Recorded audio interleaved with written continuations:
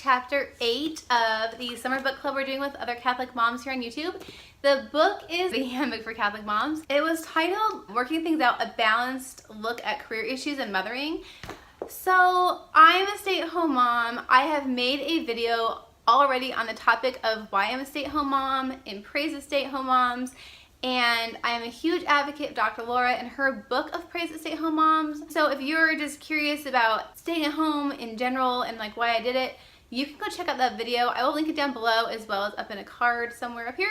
But I did want to go through and talk about some of the things that she said in the chapter because there was a lot of good wisdom in there. The first thing she talks about is when you're at a party and someone asks you, what do you do? Now, people have stopped asking me this, and I think it's really sad because they don't ever give me a chance to talk about my mothering or my homeschooling or maybe my YouTubing or anything else. They've kind of just stopped asking me about me because it's like this awkward thing because I can't talk about work. I don't know if anyone else is a stay-at-home mom, if you have come across this where family and friends just no longer ask you like what you're up to. Now, the interesting thing is that the minimalists, Josh and Ryan, talk about how this is a bad question to ask anyway, because most people's work does not really reflect who they are on the inside. And a better question to ask is, what are you passionate about? Everybody has passions, and if you don't know what you're passionate about, you need to figure it out. Read some books, watch some documentaries, and figure out like what it is that you like to do. I really enjoy riding my bike. I really enjoy exercise. I really enjoy theology. There's just things, like all sorts of things from all range of hobbies that everybody has, whether you're into history, if you are a gamer, I mean, whatever it is. Like, we all have passions that say who we are on a much deeper level than our job titles.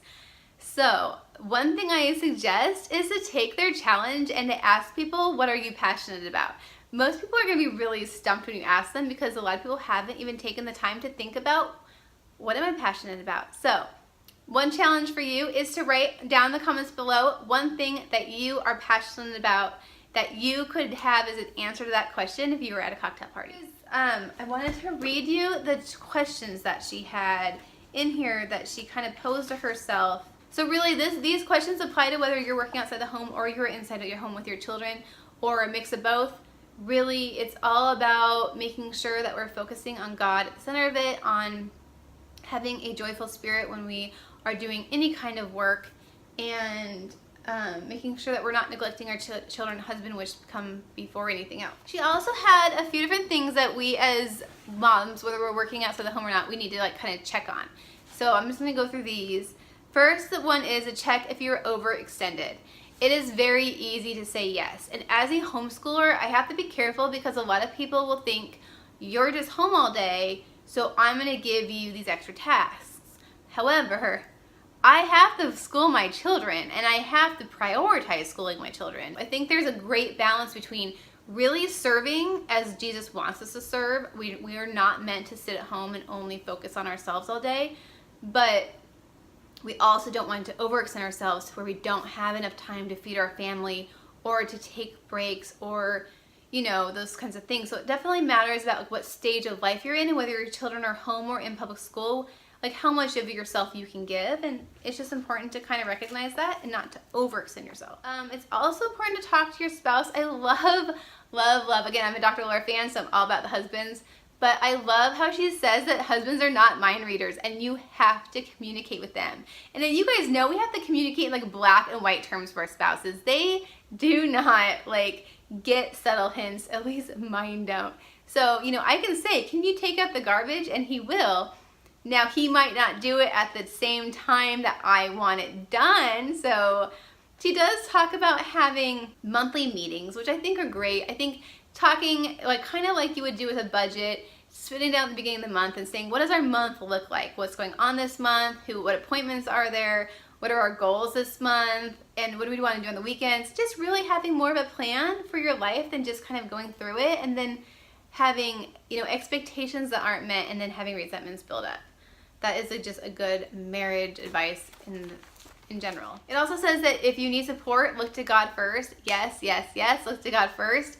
You guys, I literally, at this point in my life, I could sit around and pray the rosary and just pray to God like all day. I could just listen to relevant radio. If my kids were in school, I would just listen to relevant radio and pray, and it would be amazing. And I don't get to do that, obviously. I have to like interact with my kids all day. And I love interacting with my kids all day. I mean, I'm choosing to homeschool. But it is important to look to God first. And I think that when you remember that, the rest of your day goes a lot better. It's a lot more joyful.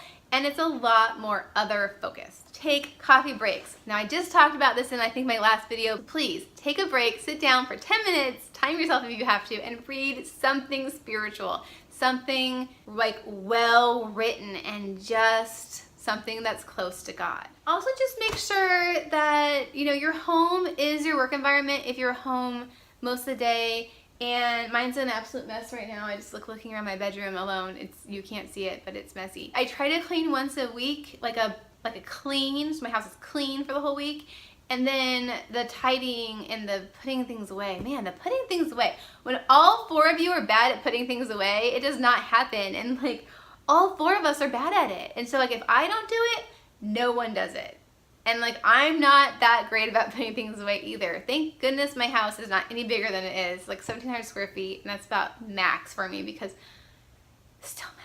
So those are my thoughts on chapter 8. Again, make sure you check out the stay-at-home mom video I have and the homemaker tag I have and Dr. Laura's stay-at-home in praise of stay-at-home moms. If you can find it at your library, it fills you up. Now, nothing can fill you up like the Bible and God and Jesus and Mary, especially Mary, because you guys, she was a stay-at-home mom, right? Her vocation was Jesus. But Dr. Laura, the way she puts things together is just so good. Every time I pick up that stay-at-home book, I'm just like, oh, you're right. I'm so good. This is amazing. I'm so glad I'm doing this. Like, it's like my cheerleader. So I want to be a cheerleader for you guys. I am so passionate about stay-at-home moms, and I don't think that means you have to give up your dreams. I just think that means that your kids get a fantastic childhood. So this is Laura from What Laura Likes. Please comment below. Those questions will be in the description if you want to think about what that looks like on your daily basis. Let me know if you work, if you stay at home, if you do both, what's your favorite thing about your kids? I don't know. Let's just talk about being moms. And until next time, What Laura Likes, have a blessed day. Bye.